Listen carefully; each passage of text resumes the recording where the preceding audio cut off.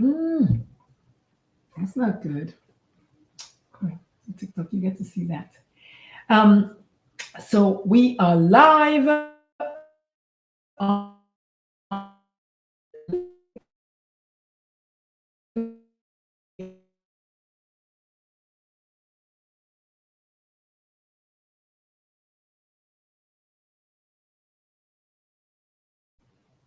misbehaving. Okay, so my Wi-Fi is misbehaving on my laptop right there. I don't know why, but I'm going to try to put you all over here. Hi TikTok. So my name is Dr. Lulu, aka the Mom Nutrition, if you're wondering, and TikTok. Just so you know, I'm not looking at y'all because I'm looking at YouTube and LinkedIn over here, and then TikTok over here. So my name is Dr. Lulu, aka the Mom Nutrition. I am a board certified pediatrician. Yes, I am. I'm a real doctor. Deal with it. I'm also a mom of a transgender young adult, a speaker, TEDx speaker.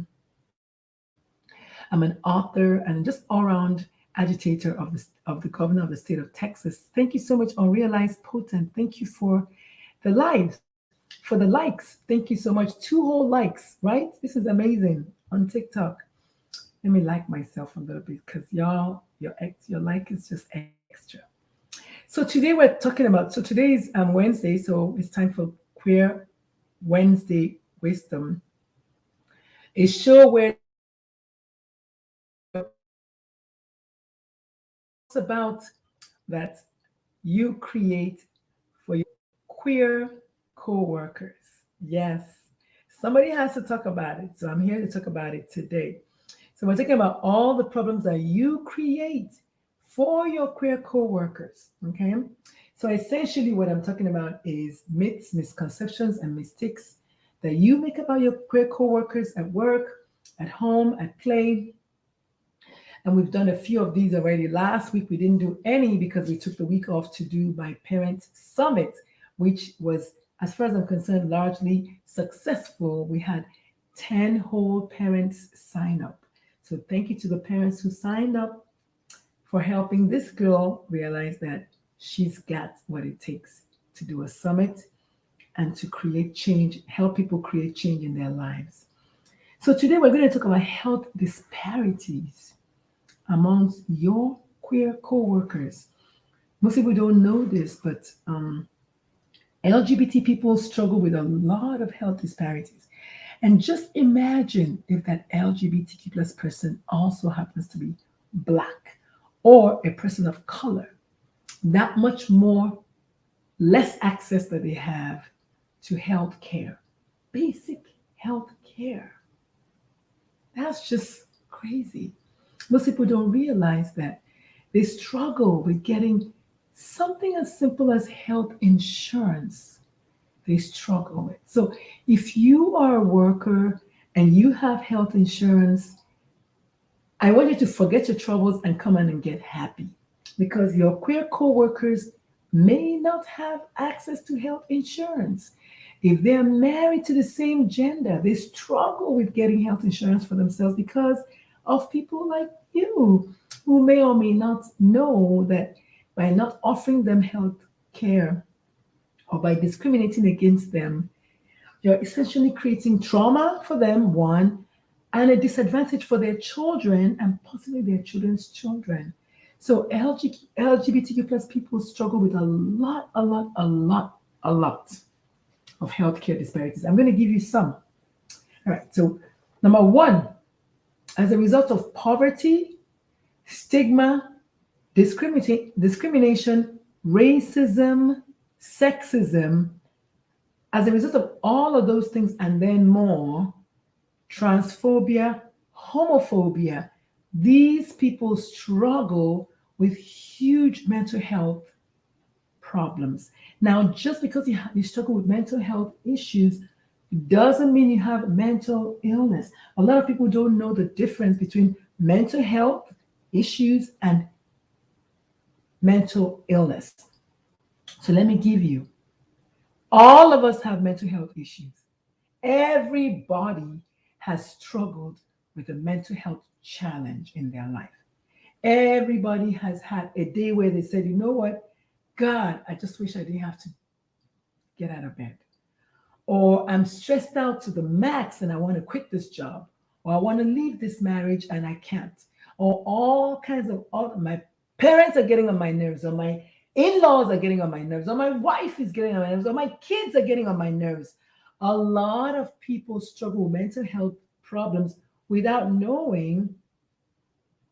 Okay, I'm not sure what's going on TikTok here. Somebody's finger just came across TikTok. Can y'all please tell me what's going on? It says I should encourage you to share.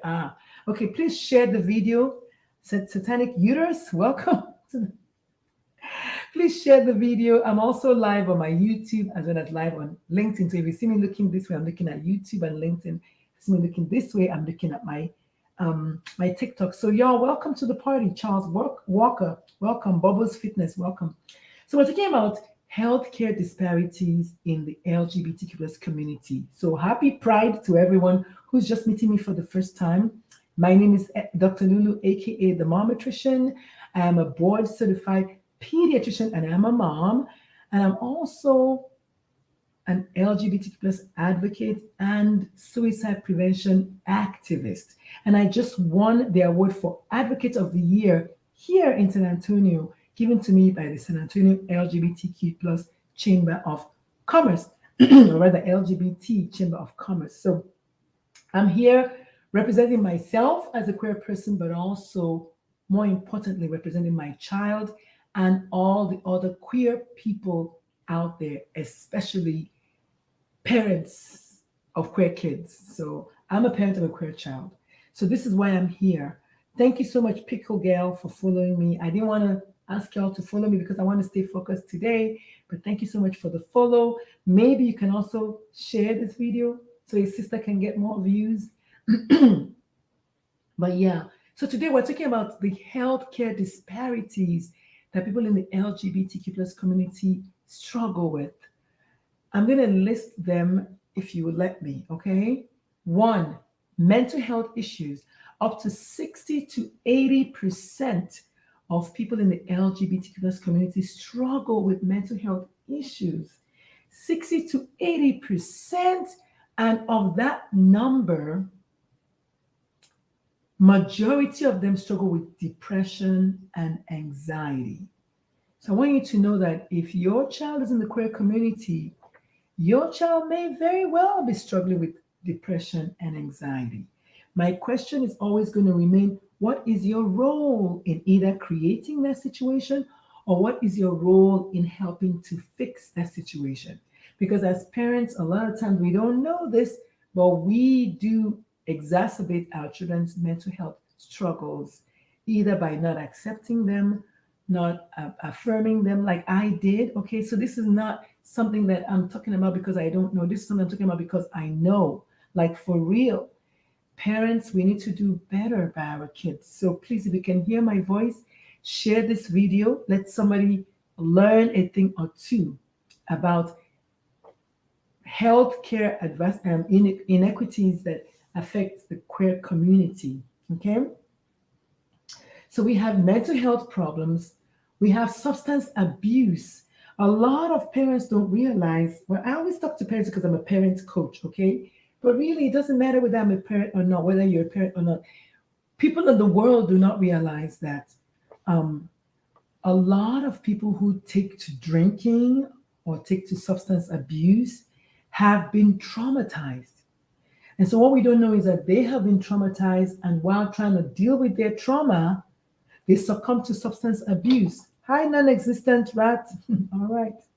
They succumb to substance abuse. And that becomes a vicious cycle. If they have a child, that child gets traumatized and the cycle kind of continues. So if you can hear my voice, it's not a funny thing when your child has been traumatized, because down the line, your child can develop a lot of health problems, including substance abuse, including suicidal ideations and suicide. So studies have shown that up to 45% of children in the queer community have attempted suicide or seriously considered suicide in the past 12 months. Suicide is so permanent, is so irreversible, is so common. Yet many of us don't know that, and we don't want to even explore that. We don't want to talk about it. We think, by discussing suicide, it's going to make somebody become suicidal. That's not true. Okay. So please do me a favor and share this video if you can hear my voice so that other people can watch the video.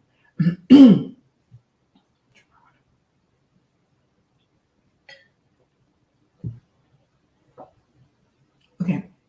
So suicide is very, very common amongst LGBT people. And if you didn't know, up to 21% of today's queer people are millennials and Gen Zers. Now, let me tell you something. Those are the people that are getting into the workforce. So if you're working, if you're an employer or an employee, or even an entrepreneur, you need to hear the numbers because 9 times out of 10, people you're hiring might be in the queer community and you don't even know. So if your place of work is not queer friendly, we've got a problem. We have got a problem. Somebody please type amen in the comment section, okay? Because Dr. Lulu is talking good stuff today. So another thing that queer people struggle with is anorexia. Who knew, right? But it makes sense because if you don't know this yet, anorexia, believe it or not, is a disease condition which manifests as people not wanting to eat, but truly it's all about control. It's all about something that the person knows or sees that they can control, and that is what goes into their mouth. So anorexia is another thing that they deal with. There's a severe inequity amongst LGBT people. And think about it, if they have all kinds of discrimination against them, they're not able to get health insurance, they're not able to get health care. So even if they're struggling with these things, what's going to happen is they're not going to be able to get help for that. So the death rate goes up, the alcoholism goes up, the substance abuse really goes up, and also mental health goes up. And if you know gay people, you know that they're just happy and want to be left alone. They just want to be left alone. So I want you to listen to my words, please. If you can hear my voice, click like, click share, and follow. And yeah, and let's keep going. So another thing that they struggle with is sexually transmitted infections or STIs. Well, that makes a lot of sense, yeah? Yesterday I had a guest on my show who was talking about how he used to go to the bathhouses. Is that what they call them? Yeah, I think it's the bathhouses as just a traumatized youth, and how he really spiraled into this vicious cycle of self-destruction and drug use and alcohol use, and I think it was crystal meth, and all of the abuses and all the things he was abusing just in order to find love and to find acceptance and to find community. So if you're not a queer person and you can hear my voice, I want you to imagine that you had a situation where you could not find community. How would that feel? It's a very painful thing. A lot of people have lost their lives. And as you know, HIV is a sexually transmitted infection. So it's a lot of things. It's a lot of things that they have just a disproportionate, yeah, it affects them disproportionately. Someone please type disproportionate in the comment section. Y'all are not typing anything today on TikTok. I don't know why. Why are you not typing anything? Okay, so there's something called self-harm. A lot of people, hi Nelson. A lot of people don't know what self-harm is. Self-harm is when you intentionally hurt yourself. People in the LGBTQ plus community are highly susceptible to self-harm. Also in the same vein, because they're highly traumatized people. So because they're so traumatized, they tend to hurt themselves. Hi, Nelson. Please tell me where you're joining me from. I really, really like to know. Nelson on YouTube, please tell me where you're joining me from today. So these people struggle a lot with self harm, a lot with self harm because they've been going through life totally invisible, right? They've been going through life like almost invisible. They have no one has seen them and affirmed them. It's a very difficult thing. Very difficult thing. So anyway, I just wanted to mention that. And then because I'm talking to y'all, I want to talk a little bit about gender dysphoria, which a lot of people do not know any better. So when they hear gender dysphoria, they think it's a mental illness. However, people in the LGBTQ+ community, they do have a obvious higher rate of gender dysphoria. But let me break gender dysphoria down for you. So gender dysphoria is a feeling where you feel like your body does not align with your gender. Okay? So if you're assigned male at birth, you don't feel like your body is, because you really, in your mind, you are a girl. And so you really feel like you're having a hard time accepting your own body. So again, leads to trauma, leads to self-harm, right? A lot of things happening here. But did you know that decreased access to health care is a health care disparity? So that was interesting, right? Because think about it. If you have no or poor access to health care, if you have decreased or poor access to health care, of course it makes sense that you have healthcare disparities, right? So think about that. When you have a coworker who is in the LGBTQ+ space, reach out to them, ask them, do they have health insurance? Ask them these questions because a lot of them might not be able to talk. Maybe you are the person that's been chosen to represent them that day. So ask them, do you have health insurance? How can I help you? What can I do to help? Somebody please give me a like, okay? Nora Hubank and Shoebank, welcome to the party. Interesting. So we're talking, my name is Dr. Lulu, if you're just meeting me for the first time, and we're talking today about healthcare disparities amongst the LGBT+ community. Okay. The show is called Qweer Wednesday Wisdom. We're discussing anything in the LGBT+ space. And so what are the reasons why we have these health disparities? So we talked about poverty, we talked about stigma, we talked about discrimination, we talked about racism, sexism, we talked about transphobia, homophobia. All of these things are responsible for the low access. Even when they do have health insurance, they still do not want to access the health care because a lot of people are homophobic. A lot of people are homophobic. And they're not stupid. They can smell homophobia from a mile away. So if you're homophobic, they're not going to want to come to your doctor's clinic. Well, there, right? So remember that a lot of people around you, up to 10% of the population, 10 to 13% of the population are LGBT.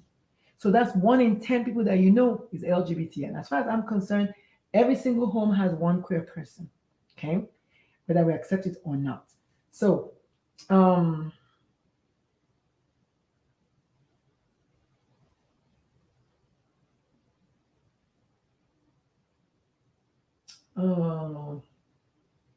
so how do we fix these healthcare disparities?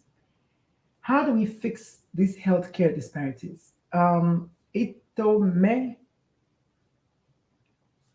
Homemaker. Oh my goodness. Okay, Eat Homemaker. Thank you so much for the follow.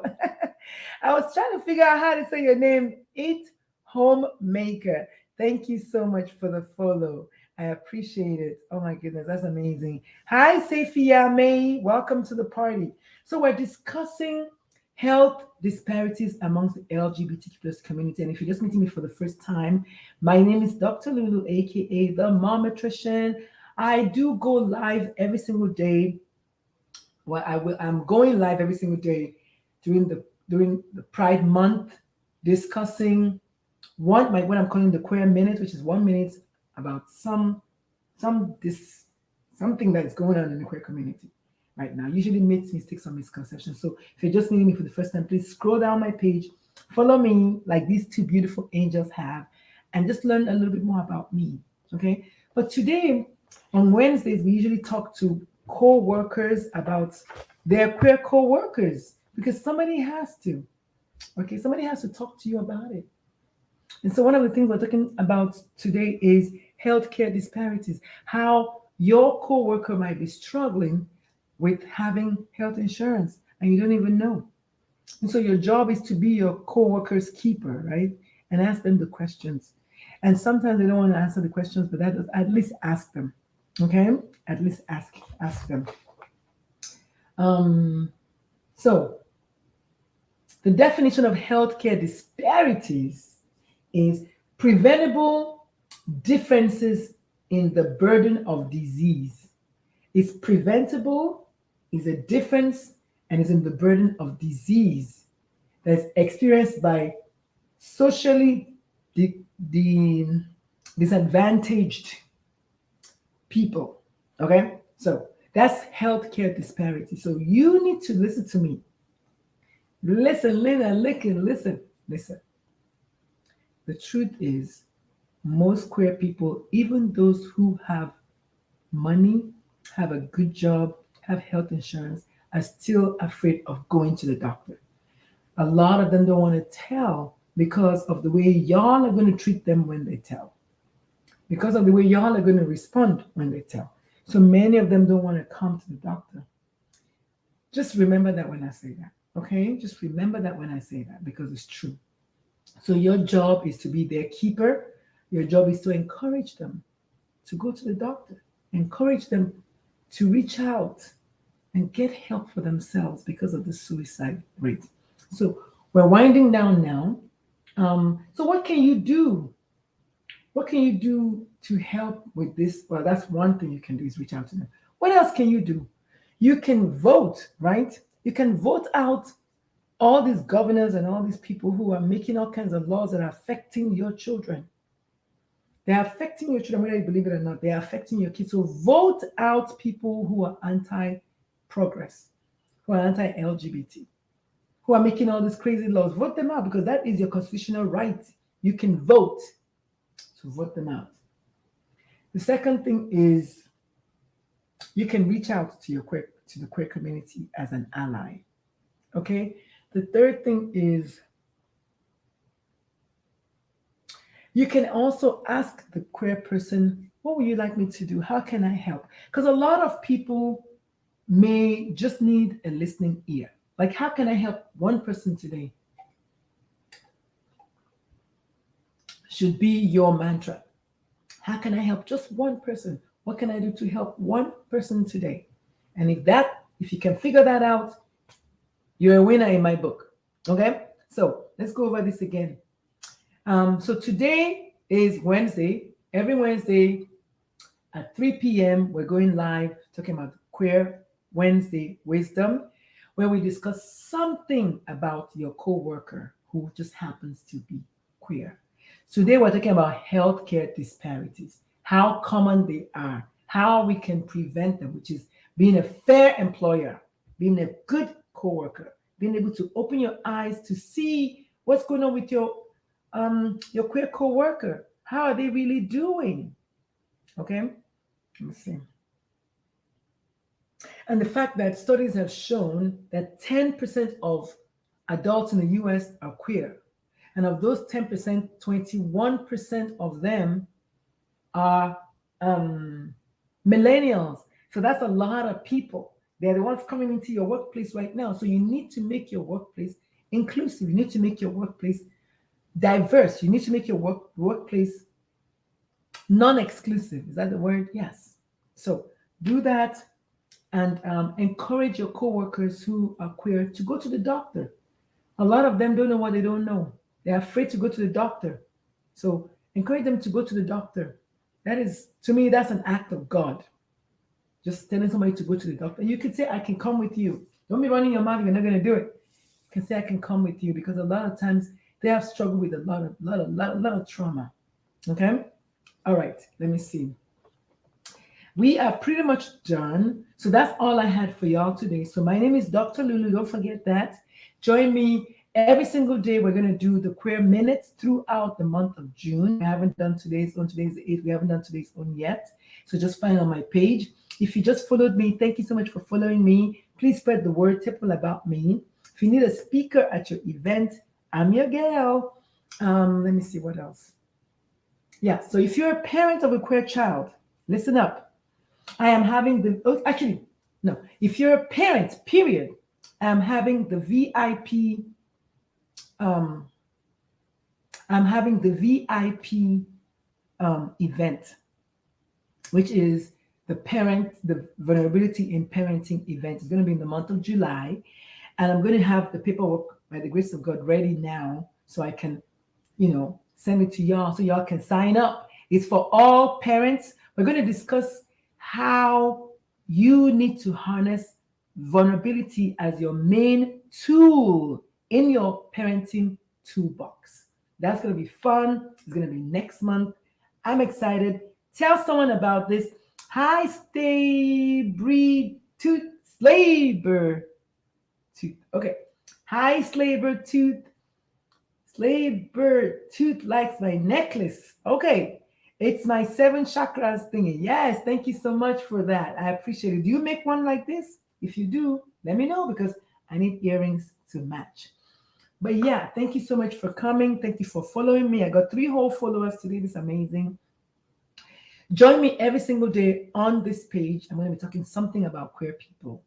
But most importantly, the month of July, we're going to have, I think July 14th, I'm going to be having the parent vulnerability in parenting event. It's called VIP event, where we're going to discuss for 3 hours and two days. So the first day is 3 hours, the second day is 1.5 hours. Thank you for the love and the like. We're going to be talking about how you as a parent can harness vulnerability. Gone are the days when all the parents knew everything.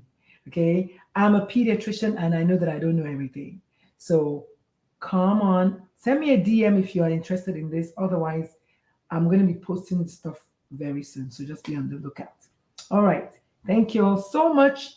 Keep sharing, keep following, keep being bold, keep being proud. I'll see you tomorrow. All right. Bye. If you're just joining me, you missed the party. Okay. You missed